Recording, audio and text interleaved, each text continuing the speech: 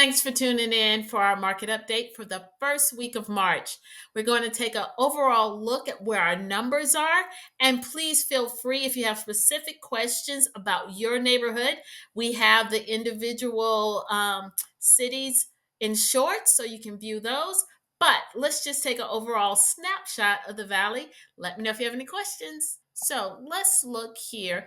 And this is as of March 1st. You can see we have 44% more homes for sale right now in the Metro Phoenix area than we did just 1 year ago.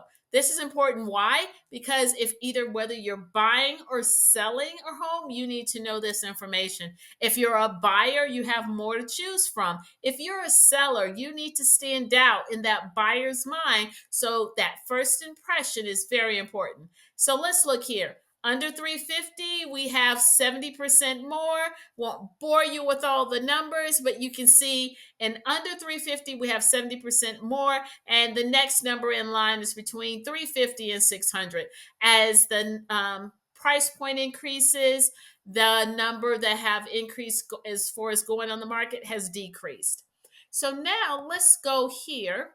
And I want to do a little deeper dive here so you can see what these numbers really mean. So if we look at today, 27,203 homes on the market, but just last month, we only had 25,235. There are more homes on the market, so therefore there is more competition for that buyer's attention. Keep that in mind if you're thinking about selling. If you're thinking, oh, should I paint this wall? Yes, you should, because again, we only have one time to make that first impression. I will say, if we look here, days on market, we're down by 1 day, but we're still up compared to last year. So keep this in mind. And so when we look at sales by the month, we are up. We do have an increase, which is nice to see. I will scroll down. And again, if you have any specific questions, I'm here to help. Just let me know. But I want to scroll down here and just look at the average sales price. When we look here, they're pretty neutral across the board. When we look at the median price of the annual sales, we're up just a little, which is good. Up is better than down. But I want you to keep that in mind as we look at the math. And you're like, what am I looking at? So we only have a few places in orange. So Glendale 85310 is considered hot. Only 43 active and 29 under contract.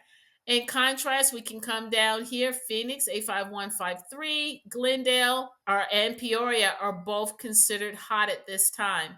And then Gilbert 85295 is hot. But when we come over here to Chandler 85226, it is hotter. 57 active and 50 under contract. And as you go across the valley, you can see it's different. 85255 is in a warm, balanced market up in Scottsdale. We come down to Maricopa. It is balanced. So we go across the valley. We look at Waddell. It is actually cold. We drop down over here to Florence, Queen Creek. We're all looking at a balanced market. Most of the valley is right now, unless you're in some of these hot and hotter areas, you're mostly looking at either a balanced and warm, or in some cases, we're looking at cold. And again, that will vary based on the housing type as well, whether it's single family, condo, townhouse, or a manufactured home. Come over here. I get this question all the time, so I want you to see where we are. As you can see, the big line is 2020, and this is the number of foreclosures. And again, these are just people that have approached foreclosure, not actually in foreclosure as far as they've been foreclosed on.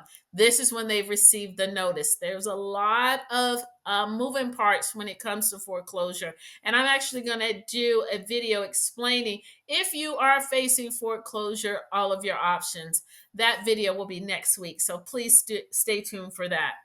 But I want you to see, in contrast, 2020, we had 1,803 compared to this year. We're looking at 1,229.